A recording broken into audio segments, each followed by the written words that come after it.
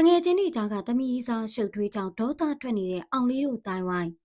တရုတ်ဆောင်အောင်လေးနဲ့သူ့ရဲ့တငယ်ချင်းဖြစ်သူအဲလန်းတို့ကြားမှာသမီးစားပြဿနာတွေကနေတဆင့်အချင်းချင်းအဝေမတည့်ဖြစ်ပြီးလူမှုကွန်ရက်ပေါ်မှာအပြန်အလှန်စာနာမှုကင်းမဲ့တဲ့စကားလုံးတွေနဲ့ပွဲစုနေပါတယ်ရှင်။အောင်လေးတို့စုံတွဲဟာခဏခဏပြဿနာတက်လေးရှိပြီးအခုတစ်ခေါက်မှာတော့မဆိုင်တဲ့တငယ်ချင်းတွေကိုပါဂျားညက်ဆွဲထည့်လာတာကြောင့်ကာယကံရှင်တငယ်ချင်းဖြစ်သူက